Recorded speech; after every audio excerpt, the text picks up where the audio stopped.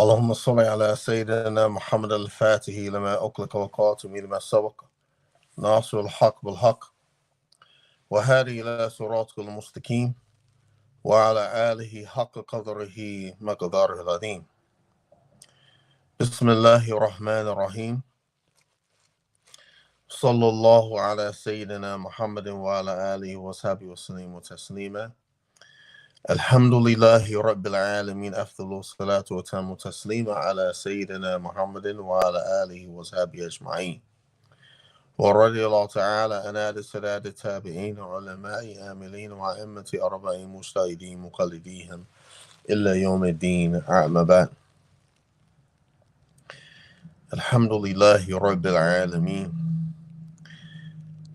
Tonight, we're in the third wa alaikum salam wa rahmatullahi wa barakatuh. First, assalamu alaikum. Everyone who's watching on YouTube, please like, share the video, subscribe to the channels. Everyone who's watching on Facebook, please like the video and share the video so we can get the keep the algorithm going on Facebook and on YouTube. Tonight is I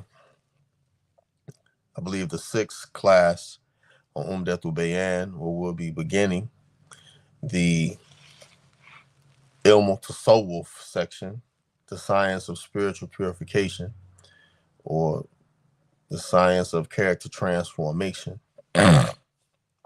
And as it relates to Tasawwuf, it is obligatory for every responsible it's obligatory for every responsible individual to learn as much of this science which will enable him to acquire praiseworthy characteristics and to keep him from blameworthy characteristics. One, as it relates to Tasawwuf as well, that Tasawwuf is generally generally character transformation, and that the one who is best in character, best in imitating the character of Rasulullah sallallahu alaihi wasallam, they are ahead of you in Tasawwuf. Also, Tasawwuf is also practicing what you know of the Sharia. So if you know quite a bit of the Sharia in regards to the individual obligations, the Fardu Ain, and you practice that, then that in itself is also Tasawwuf, right? Though anyone who's ahead of you in practicing the Sunnah is also ahead of you in Tasawwuf, because Tasawwuf is more amalat and more asharat. I mean, it's practice and application, right? So the character must be transformed, and in order to know the root and the source of this spiritual purification, he must begin by making Tawbah. Tawbah has to be a normal practice that you do in order to actually pinpoint these blameworthy characteristics to where you can avoid these blameworthy characteristics. And in Umdat'l Bayaan, the Shaykh Uthman Danfodio, Taqaddam bi rahmati, I mean, he lists the blameworthy characteristics first as a method and methodology for you to stay away from these things. And each one of these characteristics has Tawbah connected to it as well. What do I mean by that? I mean that once you recognize these blameworthy characteristics in yourself, to correct them, you make Tawbah, and then you avoid them. The first is to purify the heart from ujub, conceit, right? Conceit is one of the blameworthy characteristics. Now, conceit is many things. A person who is conceited, they full of themselves. A person who who has conceit, they believe that they're infallible. They don't have they don't have any blame. They can't commit any wrong, or you know what I'm saying, or they believe that they're better. They look at themselves as better than every individual. That they don't have any falling short. They don't fall short of anything, right? So this is a person who is conceited, who has ujub, right? It is one of the it is forbidden to behave in this manner. Its reality is that the individual ego is egocentric about their blessings. They're egocentric about their blessings, as though no one else can receive these blessings besides them, relying on them blessings and forgetting its relationship to the giver of the blessings, forgetting its relationship to Allah subhanahu wa ta'ala. The harm in ujub is extensive. Ujub, it leads to its brother or sister or its cousin. It leads to pride, forgetting their own wrong actions, forgetting the favors of Allah subhanahu wa ta'ala, becoming egotistical about acts of worship, acts of ibadah. Normally, these egotistical behavior about acts of ibadah, it causes the individual to begin to commit other blameworthy characteristics like riyah, showing off, which is also which is also a minor shirk, riyah, showing off, right? Believing that one has a station with the law, and self-justification by one's own intellect, opinion, and knowledge. So anyone who believes they have a station with the Allah subhanahu wa ta'ala, and that, you know what I'm saying, and that their intellect and their opinion and their knowledge is what gives them this station with Allah subhanahu wa ta'ala, know that this person has ujub. This person has ujub. This person has conceit, right? Because no one knows what their station is with Allah. Even if they in a position to where, even if Allah Ta'ala allow them to have an inclination or some clue about how He deals with them, this still does not justify mean that they have a certain station with Allah subhanahu wa ta'ala. It's just that Allah Ta'ala may have given them an openings for them to be able to understand how Allah Ta'ala deals with them individually, right? And normally a person who Allah subhanahu wa ta'ala gives this to, if they are free from having this blameworthy characteristic of ujub, then they will not rely on that.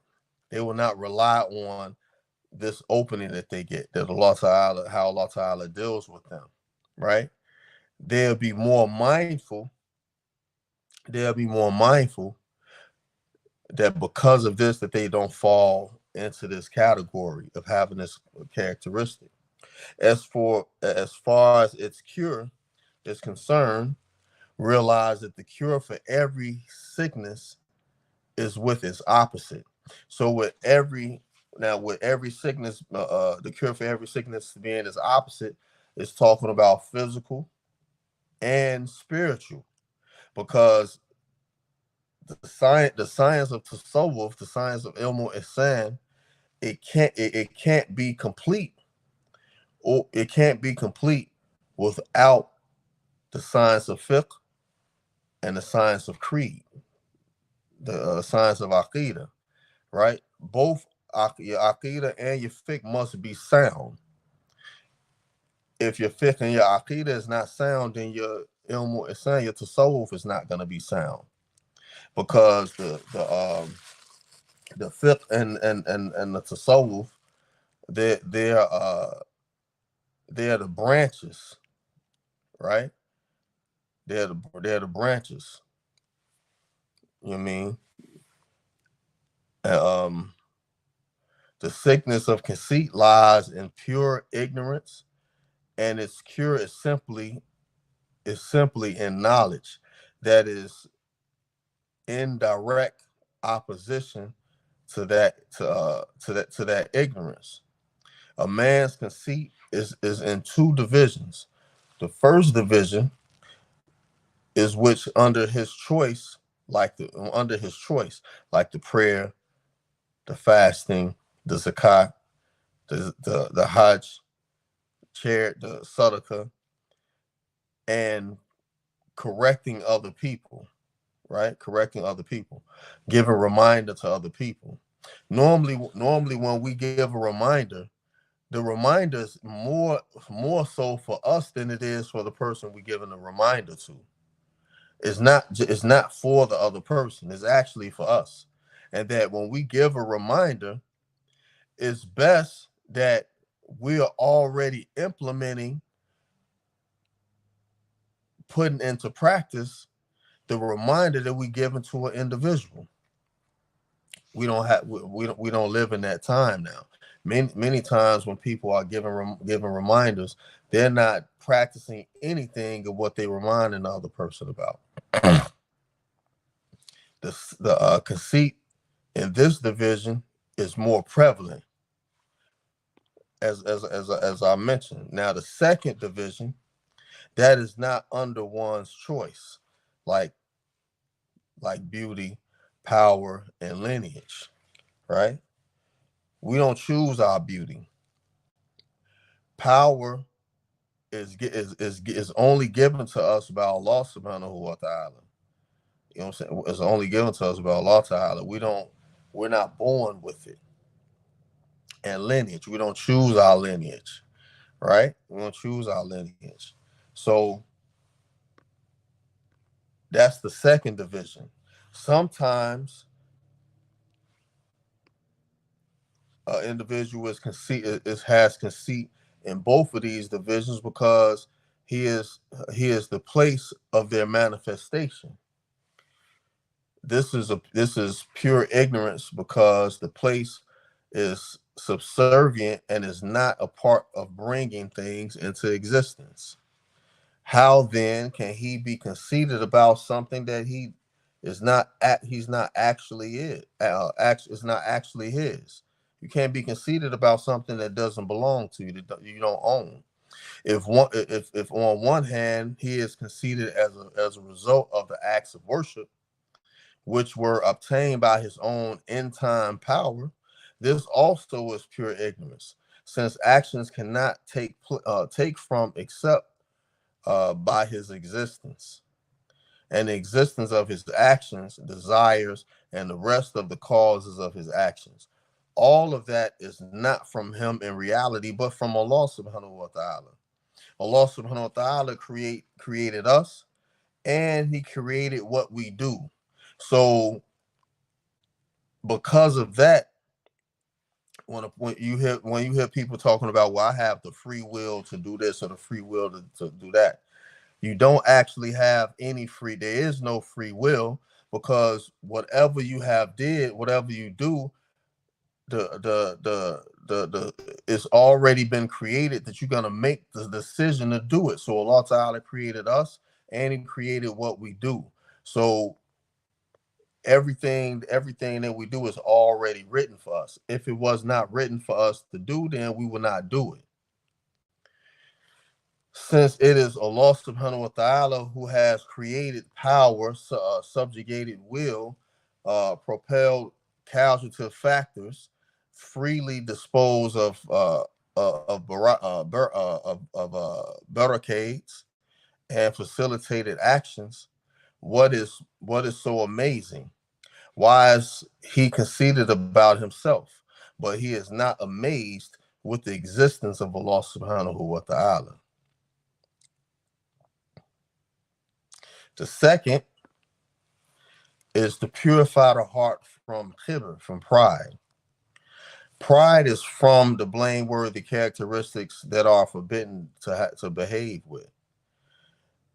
Its reality is that a person sees that he has a rank and that someone else has rank.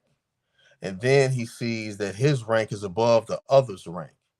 When he exalts his own self-value in relationship to others, he shows disdain for the one below him, and puts himself above others' company and confidence. If it is very extreme, he may disregard the other service, not considering himself worthy to stand in his presence. If it is less than extreme, he may reject his basic uh, equality and place himself above him in assemblies,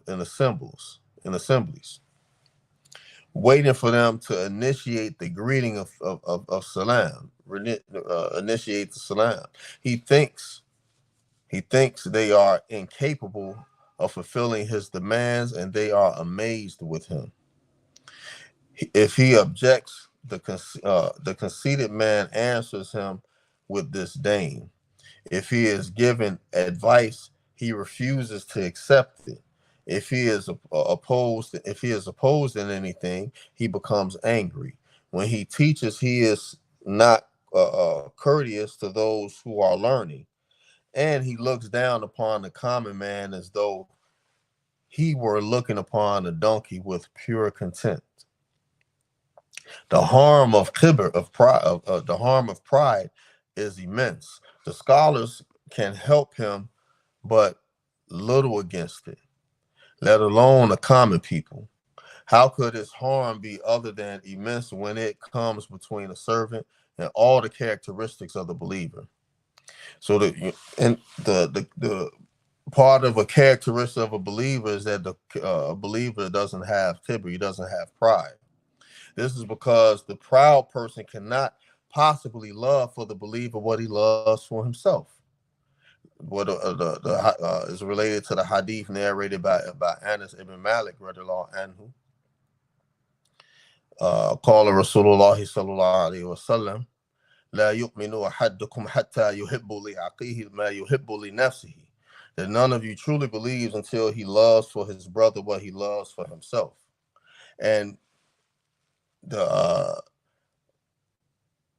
explanation of that hadith is that the individual, they don't la yu'minu ahadukum, that they doesn't have true iman until you love for your brother what you love for yourself, and love for the mankind what you love for yourself, and love for the neighbor what you love for himself.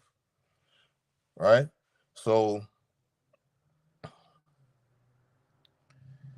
it is impossible for him to have humility, humbleness.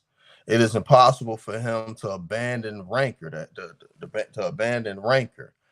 Rancor is like hatred.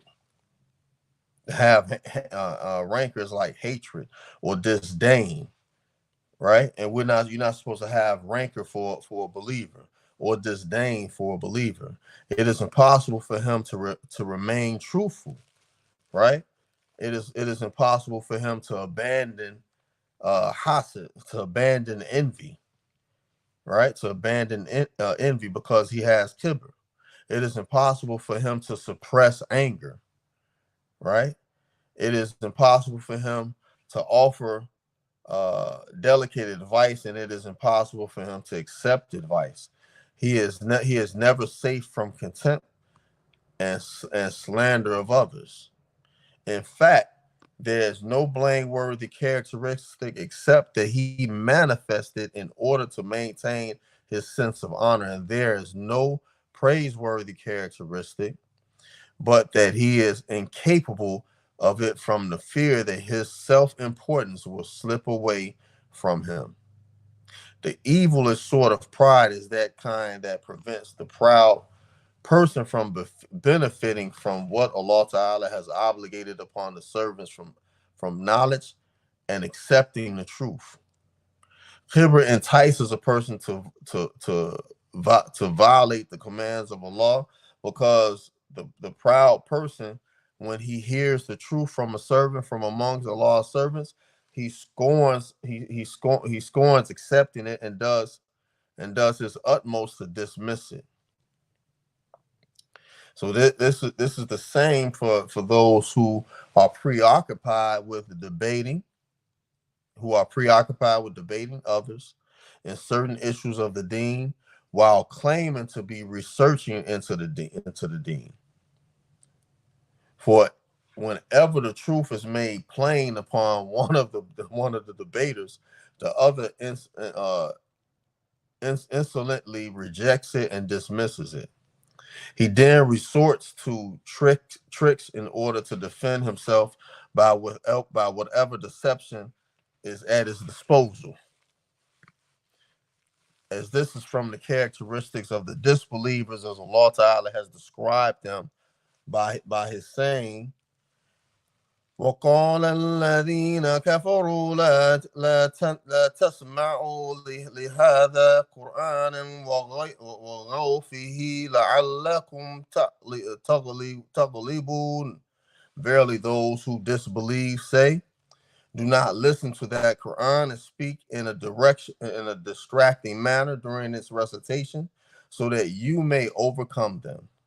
For everyone who debates in order to overcome and silence their opponent, and not to acquire the truth with it gets the better of him, is a partner with the disbelievers in blameworthy behavior described in the above verse.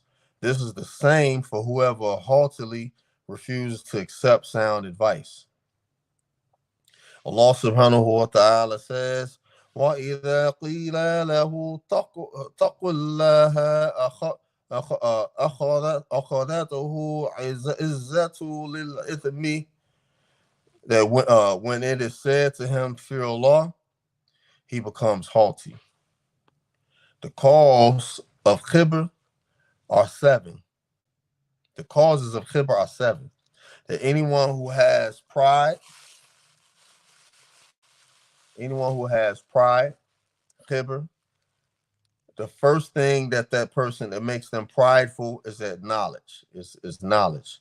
The second thing that makes them prideful is worship, ibadah. The third thing that makes them prideful is lineage, nasab. The fourth thing that makes them prideful is beauty. The fifth thing that makes them prideful is strength, izzah. The sixth thing to make them prideful is wealth, and the seven, many helpers.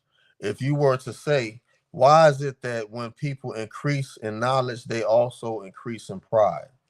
Realize the cause of that is 2. The lack of preoccupation with beneficial knowledge that induces fear in the beginning of his affair. On the contrary, he was preoccupied with what is called knowledge, but it's not knowledge in reality, like the science of arithmetic, linguistics, and the reminder of controversial sciences, and the methodologies of disputation. Thus, when a person becomes devoted exclusively to the above, it fills him with arrogance. The second said, when a servant becomes absorbed in seeking knowledge and his solely desire in that is to exult in it, and he has not at first engaged in refining his nafs, then even if he were to become completely engrossed in every science, it would only increase him in reputativeness. This is because knowledge is like a downpour of rain that falls from the heavens and increases bitter fruit with bitterness, and increases sweet pleasant things with sweetness.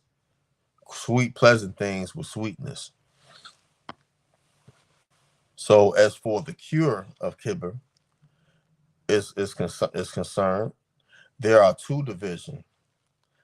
The first one is the knowledge, the knowledge cure, and the second is the action cure.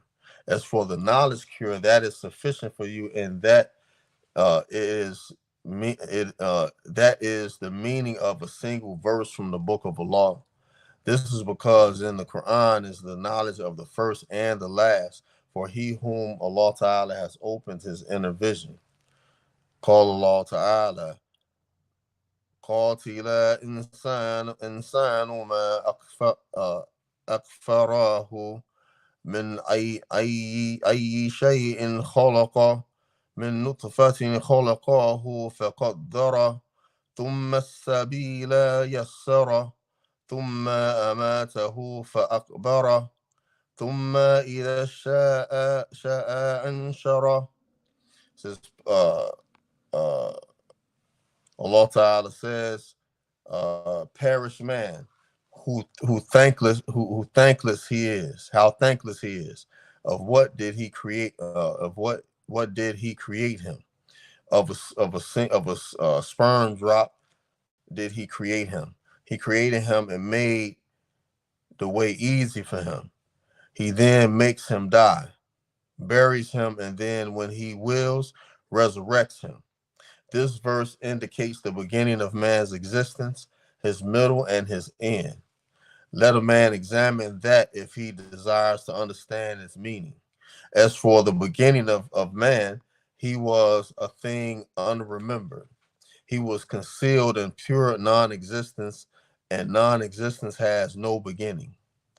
What is meaner and lower than extinction and non-existence? He used to be a pure non-existence, and then Allah Ta'ala created him from the basis of things, and then from the most unclean things.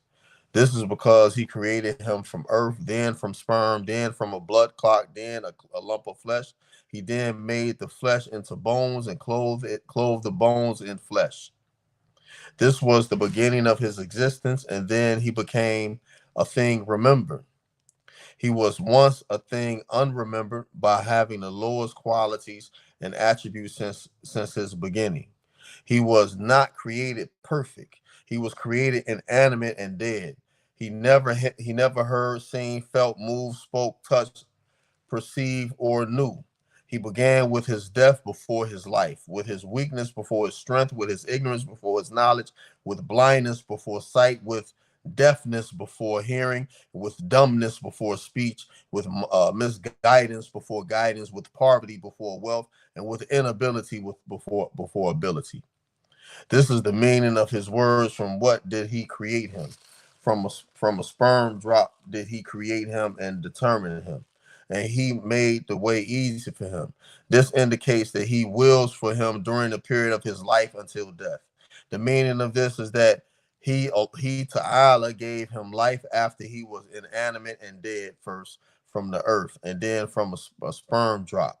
He gave him hearing after he was deaf, and he gave him sight after he lacked sight. He gave him strength after weakness, and knowledge after ignorance. He created his limbs for him with all they contain of marvels and signs after he lacked them. He enriched him after poverty, made him full after hunger, clothed him after nakedness, and guided him after misguidance. Look how he directed and how he made the way easy for him. He created mankind from humble earth and unclean sperm after pure non-existence, so that he would recognize the baseness of his essence, and thereby recognize himself. He perfected the sperm drop for him, so that he would recognize his Lord by it and know his exaltedness by it, and that he is the only one worthy of true greatness and pride. His Lord is the only one worthy of true greatness and pride.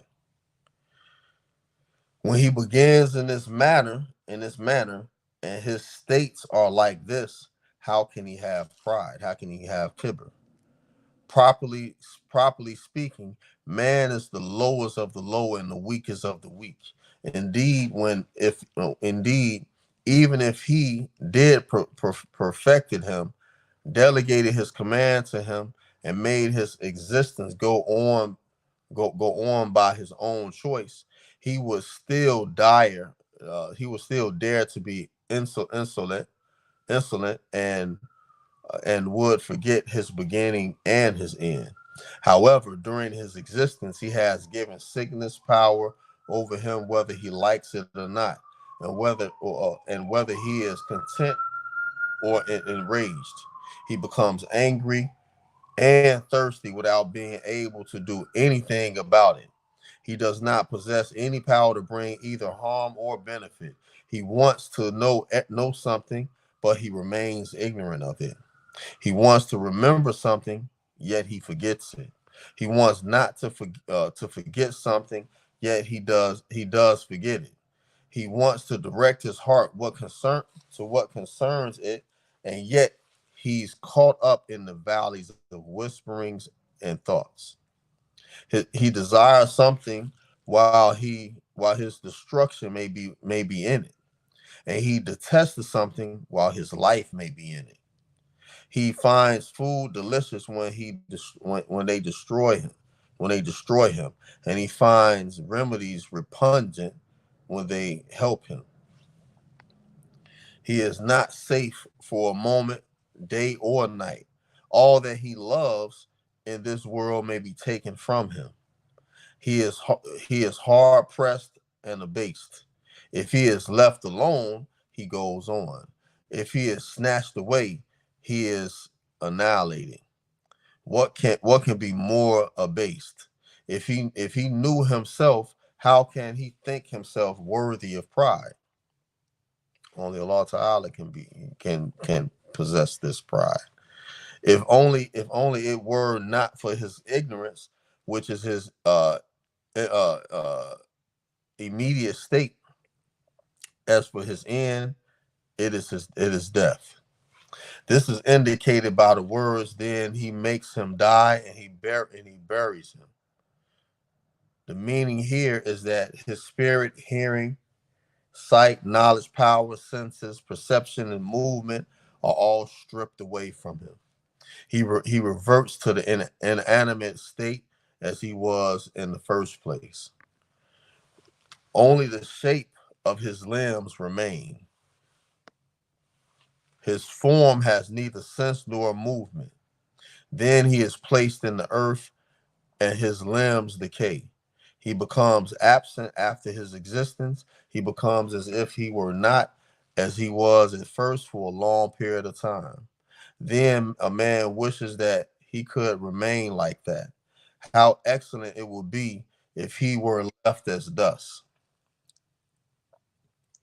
However, after a long time, he brings him back to life to subject him to severe trials. He comes out of his grave after his separated parts are joined together, and he steps out of the terrors of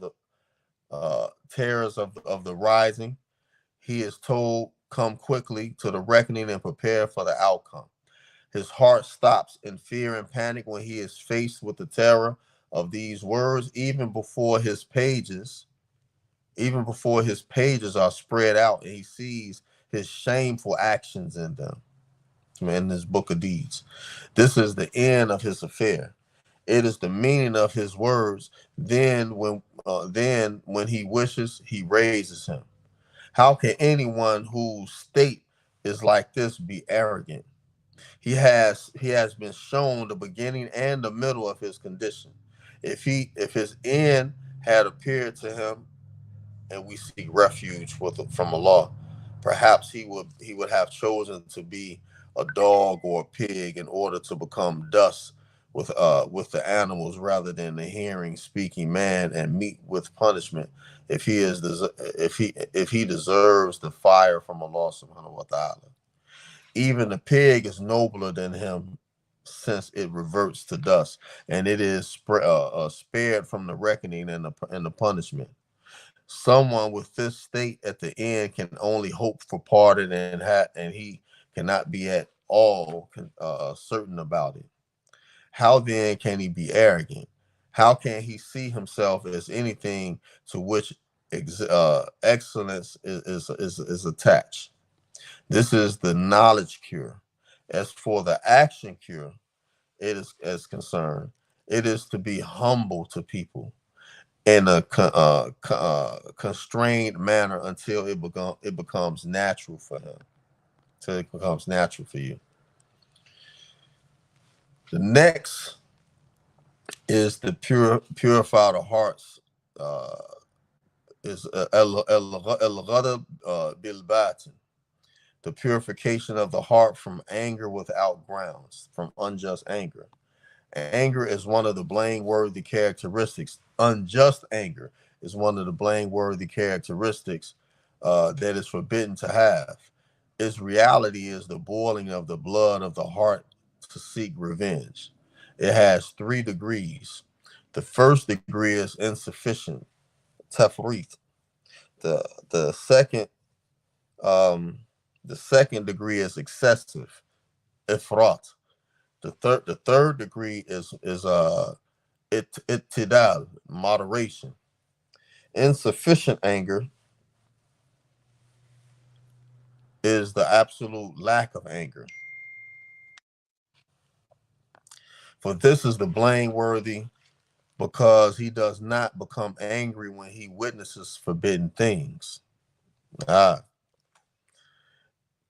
so the only time we are actually supposed to be angry or become angry is when we witness forbidden things, not just angry because our ego was crushed or our nefs is challenged. For the lack of anger in that case is blameworthy. So if you don't become angry because you see or witness forbidden things and you lack anger because of it, then is blameworthy to not have anger. If you don't get angry when witnessing forbidden things. Whenever we witness forbidden things, we're supposed to get angry. Excessive angry, excessive anger is also blameworthy. It is anger overpowering the person until he leaves the proper management of the intellect and the deen, and he no longer has insight, consideration, reflection, or deference. Deference. Whenever the fire of anger is intense, it will blind the one who is angry, and it will make him deaf to every warning. For if he is warned, he will not listen. Rather, it will increase his anger. As for praiseworthy anger, it is in moderation. It is the anger that waits for the indication of the intellect and the deen. It arises when it is commanded by the Sharia, and it is extinguished when it is condemned by the Sharia. It is the middle way that was described by the Messenger of Allah sallallahu alaihi wasallam when he said the best of affairs is their middle. He whose anger inclines towards being insufficient, he must treat himself until his anger becomes stronger. He whose anger inclines towards excessive, he must treat himself until it returns completely to the middle way between the two extremes. That is the straight path. As for the cure of anger, it is also divided into 2 parts: the knowledge cure and the action cure. As for the knowledge cure, it consists of 5 things. One is that he reflects on the virtues of restraining rancor in order to obtain reward. 2, that he frightens himself with the punishment of Allah, saying that the power of Allah over me is greater than my power over this human being. If I carry out my anger against him, then what security would I have against the anger of Allah on the day of rising? 3 is that he makes himself fear the consequences of anger in this world if he does not have fear of the next world. 4, that he reflects on the ugliness of his own form when he becomes angry. Then he will recall how someone else's form looked during their anger. He should also reflect on how how much he resembles the mad dog when he abandons tolerance, and how much he resembles the awliya when he abandons his anger. 5, that he reflects on the causes that incite him to take revenge. No doubt it is from the words of the shaitan to him. This will make you look impotent and humiliated before the people. This is the knowledge cure. Wait a minute, hold on 1 second.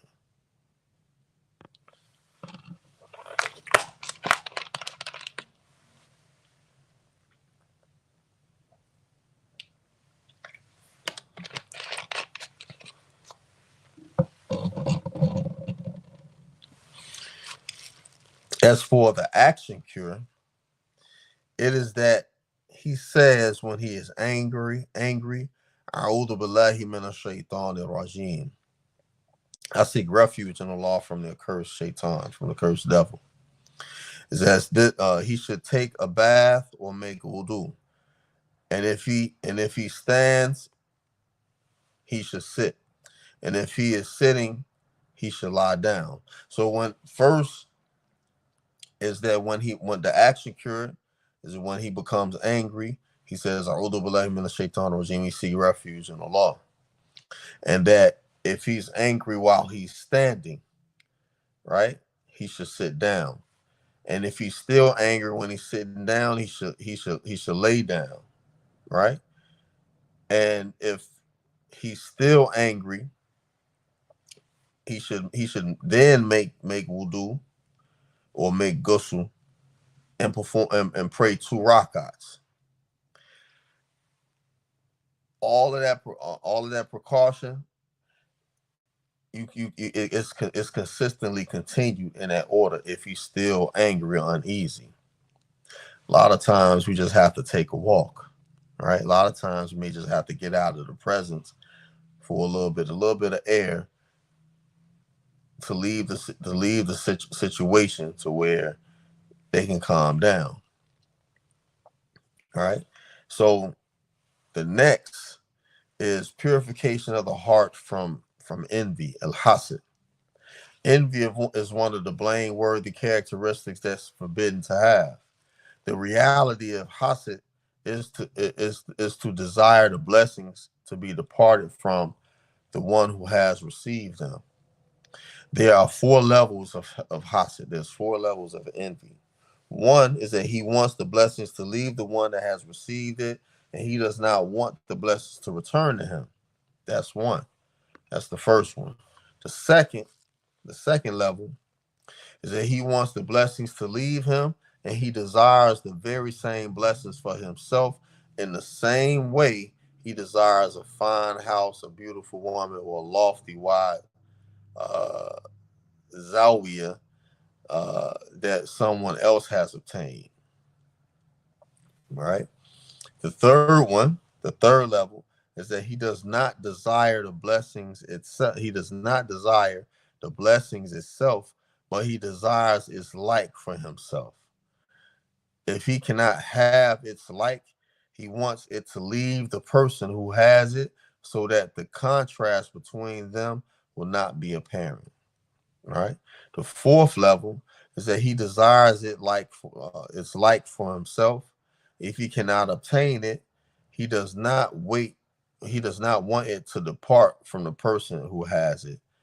This level is excused if it is about this world, and it is recommended if it's about the deen, if it is about the hereafter. As for the cure of envy is concerned, it is also divided into the knowledge cure and the action cure. As for the knowledge cure, it is that he truly realizes that envy is harmful to him. But in his deen, both in his deen and in this dunya, there's no harm for the one who is envied, either in this dunya, or in his deen. On the contrary, his profits by his envy in the deen and in this dunya. When he recognizes this with his inner eye, that he is only an enemy to himself and a friend to his enemy, then he will inevitably part company with envy. This is the knowledge cure. As for the action cure, he must make himself do the opposite of what envy calls him to. If it incites him to slander and defamation, he must entrust his tongue. With praising and condemning the one, condemning the one, praising and commending the one envy. If it makes him arrogant, he must humble himself. If it provokes him to withhold blessings, he must make himself increase blessings. This is the action cure. As for what is obligatory in order to prevent envy in the heart towards the one who irritates you, you should know that if you want blessings to leave him and you direct your tongue against him, then you are an envier. By your envy, you commit an action of disobedience. If you want the blessings to leave him while you restrain yourself outwardly in every way, but you do not dislike your state, then you are also envious and disobedient. This is because envy is an attribute of the heart, not an attribute of actions. If you dislike the state of envy in yourself by means of your inner sight, and you refrain from outward actions as well, you have then done what is obligatory. Purification. The next one is al-amal. Al-amal. Purification of the heart from false hope. False hope is one of the blameworthy characteristics that are forbidden to possess. Its reality is that one's life energy is directed to the moment, and he lets things slip. As its cure is also divided into two divisions: the knowledge cure and the action cure. The knowledge cure and the action cure. As for the knowledge cure, it is that he realizes that everyone who prolongs his false hope, it will prevent him from hastening to repentance, to Toba. The individual says, "I will eventually repent. I still have many days ahead of me." It will prevent a person from obedience. He says, "I will do it later. I still have plenty of time." This continues until his heart becomes hardened. This is the knowledge cure. As for the action cure, it is that he must remember death and urging oneself to reflect on the death of those close to him until it becomes natural. Purification of the heart from stinginess. Bukhl. Stinginess is from among the blameworthy characteristics, that are forbidden to have. Its reality is holding back from expending one's wealth in areas where it is obligatory to spend generously. Realize that obligatory here is divided into two divisions. The first division is that which is obligatory by the Sharia, and the second division is that which is obligatory according to the virtues of manliness and customs and custom. However, whoever withholds any of the two is stingy. However, he who withholds that which is obligatory according to the Sharia is stingy. This is like the one who withholds the zakat or withholds the maintenance of his family, or like the one who gives it, but he does it greedily, or he presents the most repulsive of his wealth without being cheerful about it, or he is not cheerful in giving from the best of his wealth or from the core of it. As for that which is obligatory according to the virtues of manliness, muruwa, It is to avoid narrowness of means of subsistence and contemptible livelihood for whoever gives what is obligatory by the Sharia and what is obligatory according to the virtues of manliness has become free of the characteristics of niggardliness, of bukr, of stinginess. Indeed, one cannot be described with the attributes of generosity as long as he does not spend generously in excess of that. For if the nefs has the capacity to generously spend wealth beyond the realm that the Sharia has obligated, and where it brings no blame on himself, for he then should be generous to the extent of the capacity of his nefs, whether it be little or much. However, this should be done with the condition of cheerfulness and not out of greed, hoping for some service, compensation, or even gratitude. For whoever expends his wealth craving by that people thanks or praise is, in fact, a businessman who trades one thing for another. As for the cure of stinginess, it is divided into two divisions, the knowledge cure and the action cure. As for the knowledge cure, realize that the cause of stinginess is the love of wealth. The love of wealth has two causes. The first is the love of gratification of one's pleasure, without which cannot be obtained except with wealth, along with the hope for a long life. For if a human being knows that he will die any day, then he will not be stingy with his wealth. This is true, since the amount that he truly needs in a day, a month, or a year is not excessive. Even if he were to reduce his hope for a long life, he, however, has children that take the place of his wish for a long life. This is because he considers that their continuation is like the continuity of himself. As a result, he withholds his wealth because of them.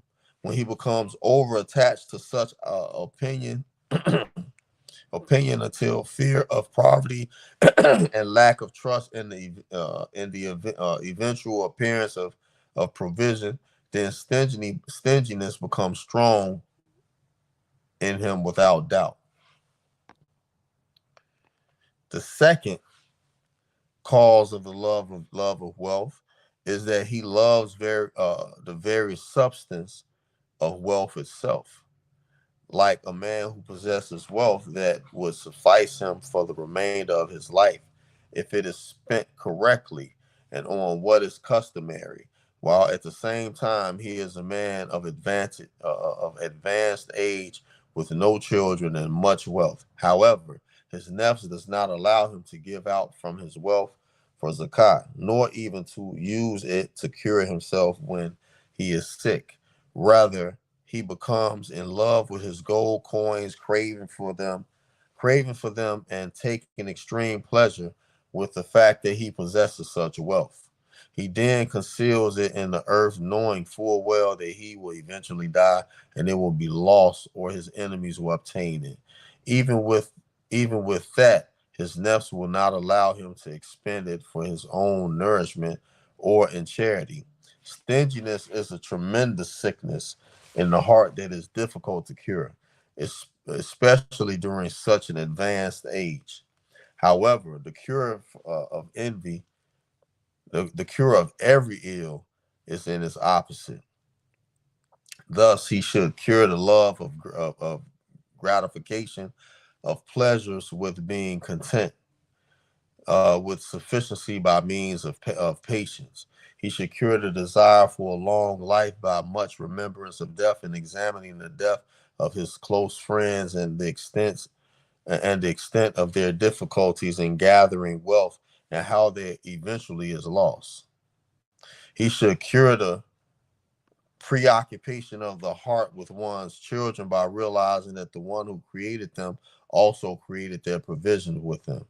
For how many children are there who have not inherited any wealth from their fathers, yet their condition are more excellent than those who had inheritance?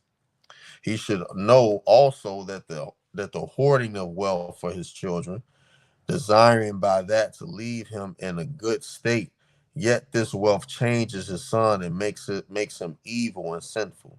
However, if his son were fearful of Allah and upright, Allah will suffice him. And if he is corrupt, then the hoarding wealth, then this hoarding wealth will do nothing except assist him in his disobedience, and it will be then reverted to the father as an injustice. He should cure the heart also by much contemplation on the reports that have been related concerning the evils of greed, the praiseworthiness of generosity, and what Allah subhanahu wa ta'ala threatened the stingy person with from severe punishment.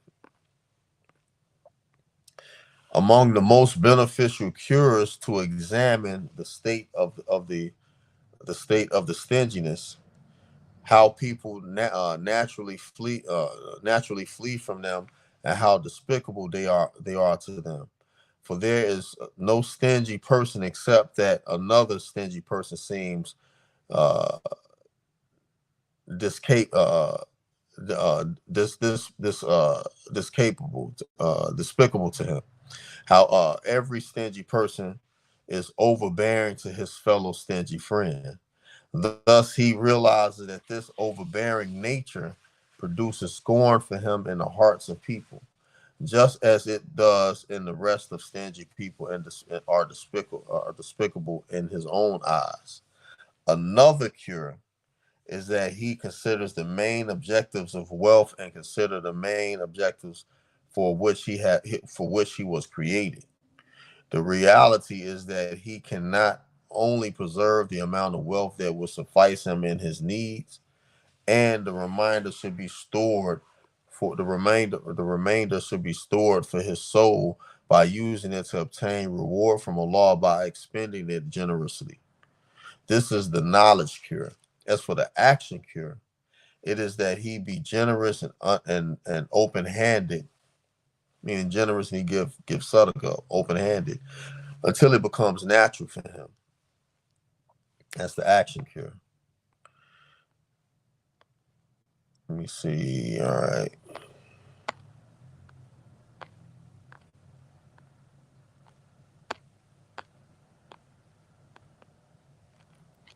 All right. This last one I'm gonna go over the next blameworthy characteristic, and then I'm concluding with this next blameworthy characteristic, and then next week I'm gonna finish the text with the praiseworthy characteristics. All right. So the next one, and this is the last one that is mentioned of the blameworthy characteristics that the Shaykh will address in Umdat'l Bayaan. This is a purification of the heart from showing off from riyah. Showing off is one of the blameworthy characteristics that is forbidden to behave with. Its reality is seeking high rank in people's hearts through acts of obedience to Allah, the mighty, the majestic.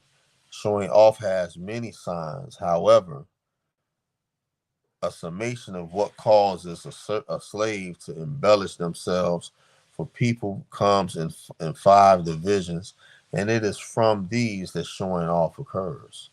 The first one is showing off with the body. Riya'u bil badan, like the one who desires to be seen having outward signs of emancipation, so that people would imagine that he is intense in his spiritual endeavors, right? And that he is overwhelmed with the fear of the hereafter. By imitation, he also wants to indicate that he eats little. The second is showing off by dress and appearance. Right? This is like the one who wants to be seen by allowing his hair to remain disheveled, wearing wearing tethered garments, bowing the head while walking, wearing very coarse garments, and rolling up to beyond half of the shank, shortening the shirt sleeves, neglecting washing the garments and leaving them torn and shredded. All this is done to be seen as manifestation of the nafs, as an indication that he is following the sunnah and that he is one who imitates the upright slaves of Allah. The third is showing off by word. That is, he shows off by moving his limbs with dhikr in full view of other people, and he commands the good and forbids indecency in full view of created beings. It is to manifest anger at reprehensible things and to manifest excessive grief when people commit disobedience. It is to raise the voice in the recitation of the Quran in order to indicate by that it is from sorrow and fear. The fourth is showing off by actions. This is like someone who prays and desires to be seen, standing for a long time, doing ruku and prostration for a long time, and turning aside, keeping still, and keeping the feet and palms level. The fifth is showing off with visitation and association. This is like someone who undertakes despite the difficulties of going to visit a scholar among the scholars so that it can be said that he has taken barakah from the people of the deen by his visiting them. He says, "Who among you have met the sheikhs? I met Sheikh so and so. I went about in the lands and served many sheikhs." He goes on to talk about everything that has happened to him. This and all that preceded is the traits of one who shows off and desires to be seen of men. As for the cure of showing off, it is also divided into two divisions: the knowledge cure and the action cure. As for the knowledge cure, it is to realize that showing off is very harmful, and it corrupts the heart. It prevents success, and it prevents having genuine spiritual stations with Allah Ta'ala. It necessitates punishment and humiliation. As for the action cure, it is that he must make himself conceal his acts of worship, until his heart becomes content with the uh, omnipresent knowledge of Allah. Thus, one second.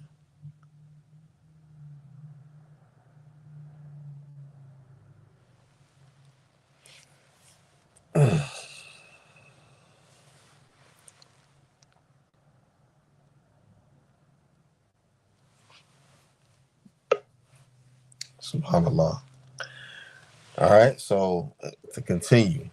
Thus realize, my old brother, the destructive characteristics and the remediative characteristics in the nafs cannot be truly enumerated because of their large number. However, it is obligatory upon you to uproot from the nafs the roots of destructive characteristics that corrupt it. These roots are those we have mentioned above. When you have uprooted those, you will have destroyed those destructive characteristics which derive from them.